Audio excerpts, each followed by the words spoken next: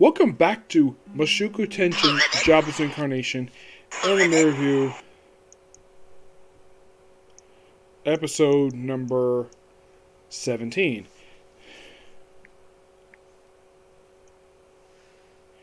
This I'm reviewing the 22nd episode of the series, which is called Reality.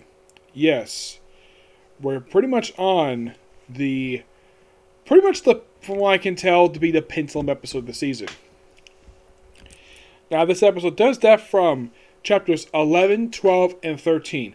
11, they pretty much kept everything in for that one. 12, they kept most of this chapter. Basically, they had about 50% of this chapter. And in the case of 13, they dumped a good chunk of it. There's actually a couple sections they cut out. Yeah, there was a section focused on Eris in the chapter, a whole section focused on her, and the stuff that happened, I'm going to discuss it later, that was cut off basically at a certain point. My guess is they're probably going to finish adapting this particular chapter next week. Now, they kind of in a way rearranged the start of this episode, because we start out basically with Rudius having a nightmare. Him reunited pretty much all the characters, like you see his parents, his stepmother, from what I can tell, basically his sister, one of his sisters when they were a baby, which I can tell that's something wrong there. We see Safi and Roxy, who at this point have not met in the series. They don't meet until book 12. Yes, that's when Safi first meets Roxy. When Roxy at that point is the age of 50. And this is just after what happens in the events of book 12. And also, there's also one thing to note about this episode. That this basically contemplated later on in the episode, we see this jar of wine tipped over and the wine dripping on the floor. That actually is set up for what happens toward the end of this episode. Yep, and then we see this strange thing where Rudius gets somehow transferred back into to his old life, to just before he was run over by a car back in the pilot episode. Then pretty much, let's see. And then he wakes up. Now I should point out though, this conversation actually happened later. What happens with Rudius and Rygerd. They put this after a particular scene that happened just after this. They basically put these two scenes in reverse. Probably because it probably flows a little better. So he reveals like who is the man god. Mentioned about the whole thing about. Of course, they kind of. My guess, but I cut this little explanation about Rudius explaining the whole purpose of the seven gods, and Rudius does tell him that the whole thing of his reputation is nothing more than a curse. He's a bit surprised by that, and the fact that the curse has been wearing off. Well, curse on the spear, anyways. It's wearing off. Get this, since he started shaving, since he started cutting his hair. He's like, really? Yeah, and he also mentioned if you maintain hard work, basically the curse be gone. And he mentions that Lapis was the one who put it on, and given the fact he knew what a person Lapis is, he wasn't surprised by that part, but the whole thing with the curse wearing away, he was surprised about that. After that, he goes back to bed. Next morning, rides a horse with Eris, where he basically is practicing nullification magic. In the book, this scene happened just prior to his conversation with Rygerd in this, whatever this building is. And then they arrive at Rudius' home village, which was destroyed thanks to teleportation incident, where they go to his house. And this actually is the first time he's actually been to the house since episode 4. Yeah, it's been that long since he's been here. Because of all this have happened over the course of these last about 20 episodes. See the well, near the well where him and his father used to train. See the house we used to live in. And then they go straight to a tree, which is where him and Safi used to play. Which, great to see the fact that it's there. And at this point, this actually is definitely true. Where, basically, because they kind of arrived home. So Ryder thinks he's completed his mission. And then he basically decides to go and leave. He gives Rudius back the thing was carrying on his back. And he wants to get back the pendant that he was given to him a few books back as part of the skies. But he says he wants him to keep it.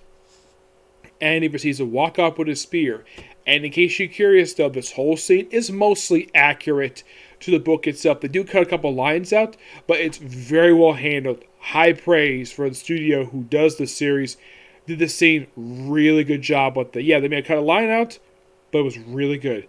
And then not long after this, we have Rudius and Eris riding on a horse, and they go to what appears to be a refugee camp, which, yes, this scene happened in book 2.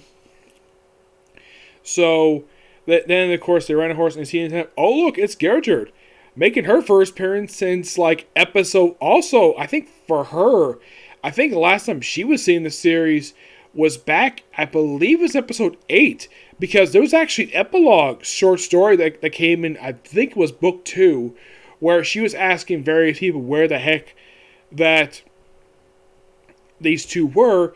They did not adapt this particular short story. Yeah, it was something that happened in book 2. From what I read online, this particular short story was not in the original web novel that the book was based on. Yeah, this is something the writer of the series added later on. Yeah, so for a viewer-wise, this is the first time since episode 8 she's been seen. So that was basically, that was like 15 episodes ago. That was the last time she was seen. She was mentioned a few times. Excuse me, but physically in person, this is probably the first time since that episode that you're seeing in person. They do cut the little line out here because the whole reunion is straight from the book, completely accurate, except they cut a little line out where Eris actually asks Gertrude to call her simply Eris, not to call her Lady Eris. And this guy called Alphonse. Yes, this guy's from the book, so no really change. Like, he is not an original character. He is from the book, so do not blame the studio for adding this character in. He does mention, though, that Eris's her parents and her grandfather are all dead. In the case of her parents, they mentioned in the anime they landed in disputed territory. In the book, it was a combat zone. They also mentioned that Gatha was here too at this particular scene. Yeah, in the book they mentioned that she was transported with them to this particular scene, this particular thing, and this big conversation, like, basically a lot of stuff related to her, like what she was up to since teleportation, that was completely cut out of this episode. Which they probably could do through time. They probably want to speed the story along just so they can get to a really critical, important scene that had to happen in the anime. Which I'm so happy they kept it in because I was worried they might cut this. Given the fact they cut some other. This is the kind of important scene where you have Rudius meet his awesome aunt who's a spinning image of his mom. So basically, after informing what happened words, and then of course where they're informed what happened to the grandfather, he was executed because he had to take the blame for the teleportation, despite the fact he had nothing to do with it at all. It was somebody else, which of course that the stupid officials basically decided to do. And Rudius basically says, "Yeah, that's completely ridiculous. They executed him because they blame him for something he had nothing to do with. That's really stupid." Of course, yeah. Now I should point out that there's a moment before this little conversation happened, where Rudius was asked to wait outside, but Eris asked him to stay in. Rudius can stay. That actually is from the book. That's not a change. That did happen. And then of course they mentioned something that got Gertrude upset: the fact that Lord James request that Eris, who they do mention in the book, she's 15, to become his concubine. A 15-year-old handed to a guy who, according to her grandfather, hated this guy. Yeah, he hated his own oldest. He hated his own son. Her father hated him. Her mother hated him. And get this, Eris doesn't know this at all. Rudius has so far never told her this. She has brothers. Yes, she has 3 brothers. Because of the fact their father lost a fight to this idiot, he took the boys. Yeah, and the boys themselves basically were raised the fact the guy who took them was in fact their father, despite the fact he's actually their uncle. All because their father lost a fight to him. To me, this sounds like utter nonsense. This is the only series I've seen like this, where one noble challenges another noble to a fight to basically become head of the household, And if it's boys, the head of household has to raise it, despite the fact it's not technically their children. I think this is utter bullcrap. But look at this is the only series I've seen that actually did this. So, Eris asks everyone to leave, and of course, Rudius does go to a particular wall. This scene actually happened a little bit before this. Actually, just have they kind of in a way they kind of change the dialogue a bit, where you see Safi's name. In the book, he asks if Safi's name is on the wall, where he does notice that she's one of the missing, but she's not one of the ones declared dead. That's a good plot thread. That is simply now, in case you're wondering why this is here for. That is to set up the very next set of 3 books that probably is going to be adapted if they were to do a season 2. Which I really hope they do. Because once they finish adapting this book, you have 18 more books left. So you have plenty of material to do several more seasons of this show. So, and of course, Gallagher basically mentions to him, "You know her?" "Yeah, I do." Yeah, that's basically what he says. And then afterwards, you see him drinking wine in a tent. I should point out that Rudius is 13 at this point, and he's drinking red wine. Or it could be juice. I'm not really sure what he's drinking. And he's in his tent by himself. They do cut the little explanation that basically Fons did arrange these 4 rooms for them. They cut that out of the anime. They cut a lot of stuff out of the scene. But this next moment... Yes, they pretty much kept everything in this particular scene. They cut a couple lines out. But what happens next is completely straight from the book. That's what they kept in the anime, which I'm glad they did. Because, basically, I thought they might trim the scene down because of what happens in a particular scene. So, Eris comes in wearing this very skimpy attire. This particular outfit. And she mentions to Rudius that she's just turned 15. In the book, basically, it's a slightly different amount of dialogue here. He's like, "Oh crap, that was like a month ago." Like what do you want as a present? He asks. "A family." Like when you become brother and sister. And she's like, "No, I want you to give me a family." So she's offering herself to him because she had just turned 15. Despite the fact he mentions in the book too that probably he would turn 15 that they would do this, but nope, she wants to do this right now. So, what happens is that Rudius and Eris proceed to have sex. Yes, seriously, a 13-year-old and a 15-year-old do this.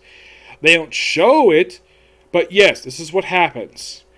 And in case you're curious though, did the anime trim this scene down? Not really per se. Like, basically the way they kind of show in the anime is kind of how it happened in the book too. Which... they actually don't have what happened in the manga, where it happened just afterwards. See both these two, like, where they're basically, like, implied they're both naked on their sheets. That's what it's shown in the manga version of the scene. But the anime went for the light novel version, where they basically show some clothes on the floor, and they show them basically smiling at each other, or where they kiss, holding hands. And I should point something else about this scene. This scene sets up a plot thread for the next 3 books in the series, which I'll get to that. So, now what happens next? In the book, they actually this whole scene with Eris, what she was doing just afterwards. Rudius wakes up. It's like, "Oh yeah, I had a good night." Like, good morning, everybody's seeing his head. And he basically is like, think Eris could be there in his bed. She is gone. And her hair is on the ground. Yes, this is a sign of the fact she's gone growing up and she cuts her hair.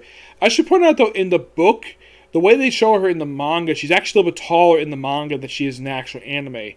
Well, they actually have her grow a few more inches, but not really sure why they kept her the same height a lot of the time. They also cut the fact that these two have known each other at this point for 6 years. Yes, they have known each other for 6 years. They cut that out of the anime, probably because basically they wanted to speed the scene along. Then, of course, receive a letter. You go see Alphonse, asks where Eris is. Gone on a journey with girlhood.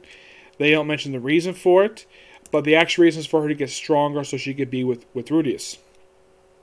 And she asks, like, where did she go? And, of course, in the anime, he says, "I've been instructed not to tell you."